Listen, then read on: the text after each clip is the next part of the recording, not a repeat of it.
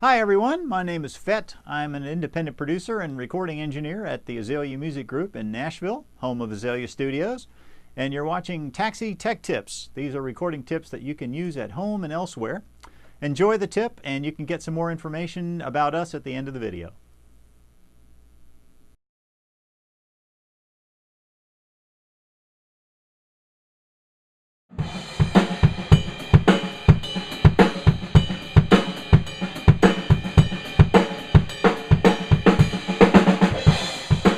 Chip, you've got a couple of things you might want to mention to people about doing drumming in the studio versus live. I know as an engineer, I often have to kind of tame people if they're used to playing live a lot and ask them to do things a little differently on the drum kit than they might in a live setting. You want to mention a couple of things that you're aware of that you do differently in here in the studio? The main thing that I can think of about playing in a studio that most drummers, you get a drum, you can say you get a band in here that's not used to being in a studio, that's just been playing in the garage, they've been playing gigs, and especially a lot of kind of rock type bands.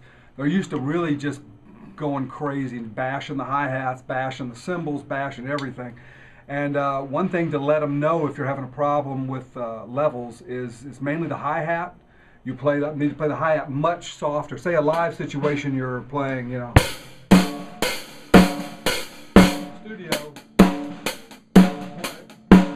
You want much less hi-hat. You don't need near as much. Same thing with cymbals. You don't need to play your cymbals like you're in an auditorium. In fact, the cymbals, you play them past a certain point, they're going to choke up and actually get softer and lose resonance. Yeah, and definitely from an engineering perspective, at a certain point they'll kind of overload the microphones, and compression kind of has a reverse effect after a point. Exactly. And the same thing with ride cymbal. Now, ride cymbal is a little different depending on where you've got it pointed. A lot of times you'd like to have some bell in the ride cymbal in the studio to get more definition. But cymbals especially, cymbals and kick drum, there's a lot of guys will play, they'll be playing, and then they go to a fill, then it gets really loud. For some reason they want to hit that downbeat much louder. Right. It's consistency of sound. Yeah, consistency is very important in a recording, no doubt about it. And learning how to play a snare drum where every hit is almost exactly the same, as close as possible. Yep. You know.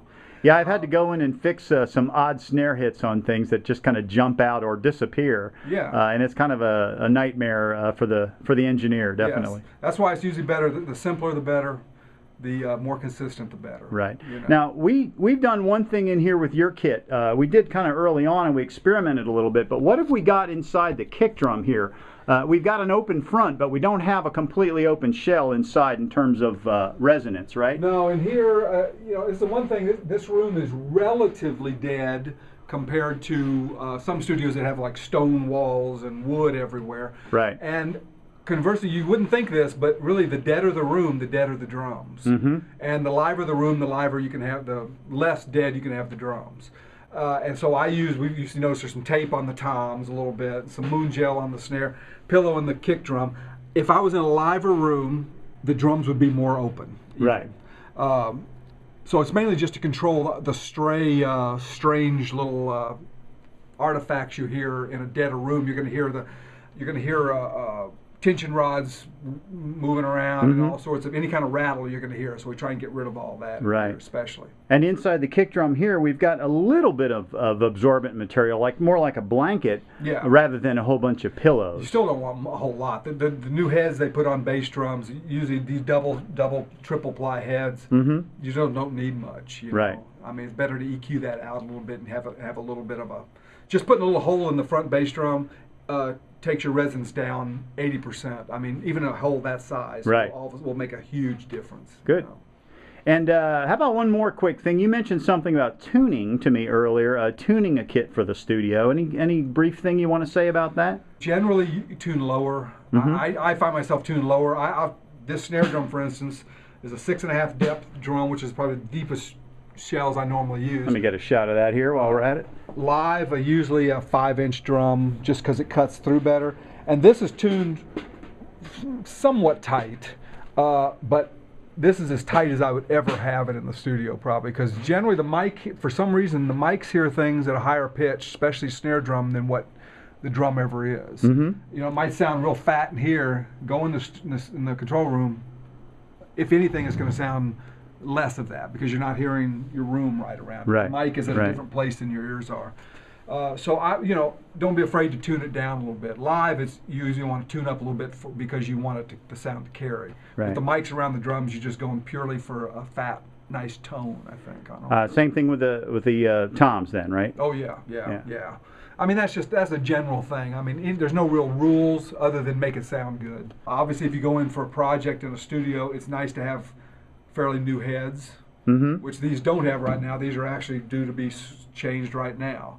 I tend to use them until they just start sounding bad. But it is better to have, you want them all to be even at least. You want the heads to be of even age. You don't want one new head on this drum, an old head on this one, a different kind of head on this one. You want to keep as much, again, consistency in the type of heads that are on the drums, as well as the tuning. And that's one way to become the engineer's best friend, no doubt about it, because when it comes time to mix later, it's a lot less work. That's what this is all about. Yeah. This is really, I'm aiming this toward, the engineer, like, if you have a problem, if you don't hear something sounds right, come out and look for those things. Gotcha. Cymbals are being hit too hard. The drums don't have the same kind of heads on them. They're not tuned right. Just not tuned for the room. Gotcha.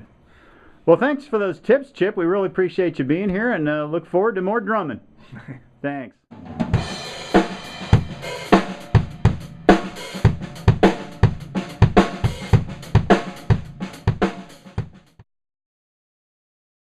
Well, I hope you enjoyed this Taxi Tech tip. There are plenty more, so check back often. And you can also get a hold of us at www.azaleamusic.com. That's AZALEA music.com. Or you can email me personally at studios@azaleamusic.com. And we'd be happy to provide any sort of production, recording, mixing, mastering, or other services you might need. So check us out. I look forward to hearing from you.